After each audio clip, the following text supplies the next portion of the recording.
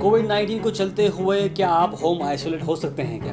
क्या आपको quarantine centre जाने की ज़रूरत है या नहीं? इस पर काफ़ी सारे लोगों का सवाल चल रहा है। जैसे कि आप जानते हैं क्वारंटाइन सेंटर्स के अंदर काफ़ी सारे लोगों का एक्सपीरियंस काफ़ी बैड रह रहा है, काफ़ी सारे रिव्यूज़ आ रहे हैं। आगरा क्वारंटाइन सेंटर के अंदर तो लोगों को जिस तरह से खाना दिया जा रहा, वो वीडियो भी काफ़ी वायरल हुआ। तो होम आइसोलेशन किस हद तक मिनिस्ट्री आपको अलाउ कर रही है? इस पर वेस्ट बंगाल की सीएम ममता बनर्जी ने कहा कि जितनी कोविड पॉजिटिव पेशेंट्स हैं वो अपने घर पर रहें, government can not take responsibility of lakhs of patients together.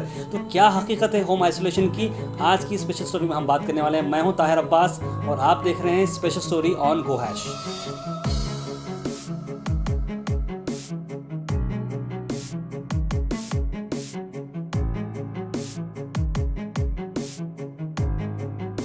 Programme की शुरुआत हम करते हैं एक बेसिक स्टेप के साथ, जहाँ पे हम लगा रहे हैं सैनिटाइज़र लगाना बहुत ज़रूरी है। आप भी बाहर जा रहे हैं, नहीं जा रहे हैं, फिर भी कह रहे हैं तो थोड़ी थोड़ी देर को सैनिटाइज़र लगाते रहें टच में आने से पहले। It's very important. यस, हम गाइडलाइंस बता रहे हैं आपको होम आइसोलेशन के ऊपर। काफ़ी सारे लोगों का सवाल है कि भाई हम क्वारंटाइन सेंटर नहीं जाना चाह रहे हैं, हम घर पर ही होम क्वारंटाइन करना चाह रहे हैं, तो ये कितनी लेवल पर पॉसिबल है? तो इसको चलते हुए काफ़ी सारे लोगों के क्वेश्चन आने के बाद ministry of health and family welfare की तरफ से एक नोटिफिकेशन आया है। आप देख सकते हैं वेबसाइट पर जाकर, पर्सनली वेबसाइट पे आप जाएं और इस लिंक को क्लिक करें और वेबसाइट में से पीडीएफ को डाउनलोड कर पढ़ें।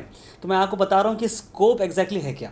पहले ये नोटिफिकेशन आया था 7 अप्रैल को, जहां पर जो कोविड पॉजिटिव पेशेंट्स हैं उनकी सिम्टम्स को देखते हुए, उनकी कंडीशन को देखते हुए उन्हें डेडिकेटेड अलग अलग सेंटर्स में रखा जा रहा है। जैसे कि कोविड केयर एक सेंटर एक है, उसके बाद डेडिकेटेड कोविड हेल्थ सेंटर एक है, डेडिकेटेड कोविड हॉस्पिटल्स हैं, और उसके बाद माइल्ड, अब आया है माइल्ड और प्री सिम्टोमेटिक लोगों को होम आइसोलेशन। जी हम आज बात करें होम आइसोलेशन, तो कब आप आ सकते हैं होम आइसोलेशन के दायरे के अंदर, आइए देखते हैं। सबसे पहले हम बात करें कि eligibility for home isolation. Eligibility for home isolation exactly है क्या, हम आइए बात करते हैं। The person should be clinically assigned as a very mild case या pre symptomatic case by the treating medical officer. यानी कि मेडिकल ऑफिसर को डिसाइड करना होगा कि आप माइल्ड पॉजिटिव हैं या प्री सिम्टोमेटिक है, उसके हिसाब से आपको होम आइसोलेशन दिया जा सकता है। लेकिन उसकी कंडीशंस क्या हैं, आपके पास क्या होम आइसोलेशन फैसिलिटी है या नहीं, उस पर बात करते हैं। सेकेंड मामला है such cases should have request facility at the residence for self isolation and also for quarantine the family contacts. यानी कि आपका घर उतना इनफ रहना चाहिए ताकि फैमिली अगर आपकी क्वारंटाइन में रह सकती है और आप आइसोलेशन, यानी कि टिपिकल बात है कि 3 से 4 कमरों का अगर घर है तो एक घर के अंदर जहाँ पर आपको एक अटैच बाथरूम है सेपरेट, वहाँ पर आप सेल्फ आइसोलेशन हो सकते हैं और फैमिली एक तरफ हो सकती है आपकी क्वारंटीन। तीसरा आ रहा है कि एक care giver should be available to provide care 24/7 basis. A communication link between the care giver and hospital is a pre request for the entire duration of home isolation. यानी कि इस पॉइंट को समझने के लिए आप गौर करें कि एक केयर गिवर अवेलेबल होना चाहिए जो डेडिकेटेडली आपके लिए काम करेगा 24/7, यानी कि एक लिंक की तरह काम करेगा एडमिनिस्ट्रेशन हॉस्पिटल के बीच में और आपके ट्रीटमेंट के बीच में, जो कंटिन्यू अपडेट देता रहेगा भाई इनकी कंडीशन स्टेबल है, उनकी मॉनिटरिंग करते रहेगा। इस पर बात हो रही है। इस मामले में चौथा पॉइंट अगर आप देखें तो केयर गिवर जो है वो और सारे जो क्लोज कॉन्टैक्ट्स हैं वो सब लेनी चाहिए हाइड्रोक्सी क्लोरोक्वीन प्रोफिलैक्सिस। यानी ये प्रोटोकॉल है, पहली बार मेडिसिन का नाम बाहर आ रहा है इस तरह से कि वो ये ट्रीटमेंट, ये मेडिसिन लेनी चाहिए as per the protocol prescribe bye the treating medical officer. उसके बाद आपको आरोग्य सेतु ऐप जो है अपने मोबाइल में इंस्टॉल करनी है और उसको हमेशा एक्टिव रहना है ताकि उससे आपका ट्रैक जो हो रहा है वो सारी चीज़ें मालूम होंगी। उसको ब्लूटूथ और वाईफाई ऑन रखना चाहिए। आरोग्य सेतु ऐप आप सबको मालूम है किस तरह से काम करती है, वो सेफ जोन बताती है आप कहाँ पर सेफ है नहीं है। It's a very good app, आप भी इमीडिएटली इंस्टॉल आप कर लें। और the patient shall agree to monitor his health and regularly inform his health status to the district surveillance officer for further follow up by the surveillance team. यानी कि जो patient है वो कंटिन्यू अपनी हेल्थ को मॉनिटर करता रहेगा विद द केयर गिवर और डिस्ट्रिक्ट सर्विलेंस ऑफिसर को वो अपडेट करते रहेगा अपनी हेल्थ स्टेटस के बारे में, ताकि जो सर्विलेंस टीम है उस पर एक्शन ले सकती है। यानी कि टोटल मॉनिटरिंग का मामला चले हुआ है। उसके बाद 7वां पॉइंट है कि पेशेंट एक फॉर्म फिलअप करना चाहिए जहाँ पर वो अपने आप को बोल रहा है कि भाई मैं सेल्फ आइसोलेट होने वाला हूँ और मैं सारे क्वारंटीन गाइडलाइंस को फॉलो करने वाला हूं और मैं एलिजिबल हूं होम आइसोलेशन के लिए। इसके अलावा होम आइसोलेशन के अंदर कई सारे जो नॉर्म्स हैं आपको मैं स्क्रीन पर दिखा रहा हूं कि वो भी वेबसाइट पे अवेलेबल हैं। स्क्रीन पर देखें तो आपको सारी डिटेल्स मिल जाएंगी। जैसे कि आप देख रहे हैं कि गाइडलाइंस फॉर होम क्वारंटीन का जो मामला है, मैं ये सारी पीडीएफ आपके जो है तक पहुंचाऊंगा। कैप्शन के अंदर इसके डाउनलोड की जो लिंक है वो भी दिए जाएंगी। इसके अंदर सारे डिटेल्स हैं कि भाई किस तरह से पेशेंट को होम क्वारंटाइन करना चाहिए, कमरा किस तरह से रहना चाहिए, वो कमरा जो है इतना बड़ा रहना चाहिए, सिंगल रहना चाहिए और वेल वेंटिलेटेड होना चाहिए, और उसके अंदर एक अटैच्ड और सेपरेट टॉयलेट होना बहुत ज़रूरी है। अगर उस घर कोई घर में रह रहा है, अगर कोई कमरे में साथ में कोई रह रहा है तो उसे कम से कम 1 मीटर की दूरी रखनी चाहिए।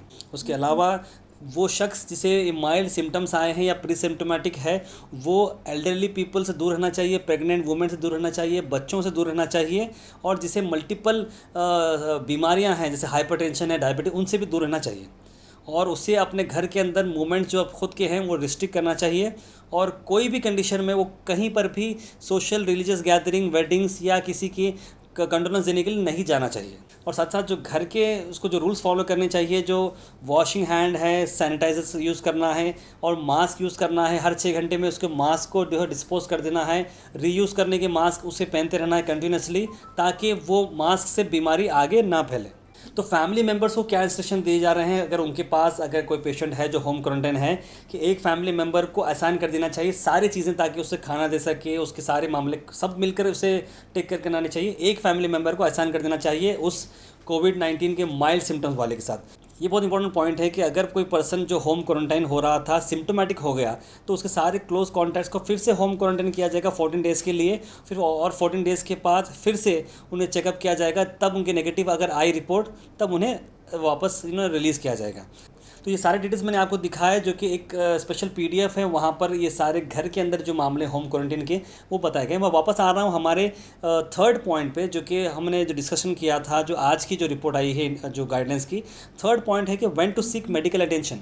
देखिए, अब तक मामला बिल्कुल सही चल रहा है, आप प्री सिम्टोमेटिक है, आपको माइल्ड सिम्टम्स हैं, आप कमरे में बिल्कुल सेफ़ हैं, आपका सेपरेट टॉयलेट है, एक केयर गिवर है जो आपको बिल्कुल अपडेट करते जा रहा है, सर्विलेंस टीम को इन्फॉर्म करते जा रहा है कि ये पेशेंट बिल्कुल है। ऑलमोस्ट समझिए कि बहुत सारे लोग अपने अपने घरों पर होम क्वारंटाइन हैं, बिल्कुल अपने घर में, अपने घर खाना खाते हुए एक सेफ़ माहौल में आप हैं। लेकिन अगर आपके अंदर सिम्टम्स आना शुरू हो जाए, तब क्या करेंगे आप?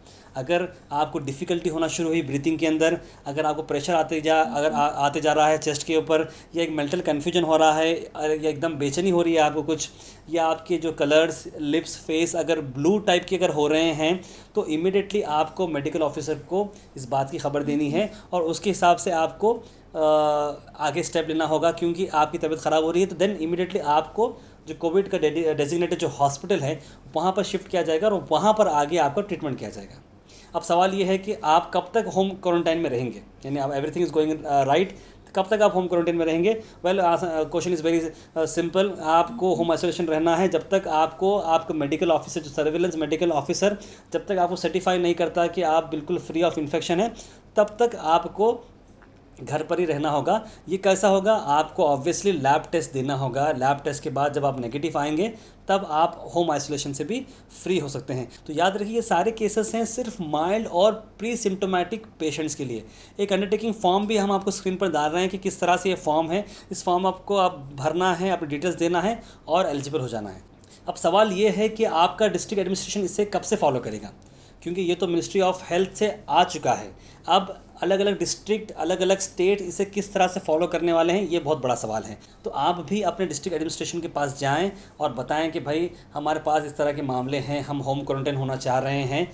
तब उस पर आपके डिस्ट्रिक्ट एडमिनिस्ट्रेशन, आपके हेल्थ ऑफिसर इस पर बात कर सकते हैं और इस पर आगे काम कर सकते हैं। याद रखिए, ये सब पेशेंट्स के लिए नहीं है। बहुत सारे लोगों के अंदर कन्फ्यूजन आ गया है कि अब हर कोई होम क्वारंटाइन हो सकता है। ऐसा नहीं है। जो माइल्ड केसेस हैं या प्री सिम्टोमेटिक केसेस हैं, उनके लिए ये गाइडलाइंस आ गई है। उम्मीद करते हैं कि आपको हमारी वीडियो से थोड़ी ना थोड़ी हेल्प हुई होगी। अगर आपके अंदर कोई भी डाउट्स हैं तो हमारे व्हाट्सएप नंबर 9113542278 पर आप हमें मैसेज करें और हम कोशिश कर सकते हैं कि आपको जो भी हेल्प है हम आपको कर सकते हैं। तो देखते रहिए गो हैश, सब्सक्राइब करें यूट्यूब पे और लाइक करें फेसबुक पे, और हमारे जैसे व्हाट्सएप नंबर को मैंने बताया आप ज्वाइन कर सकते हैं। हमारे ग्रुप्स को ज्वाइन करें ताकि आपको मिलती है हर वो अपडेट वेरी सुन।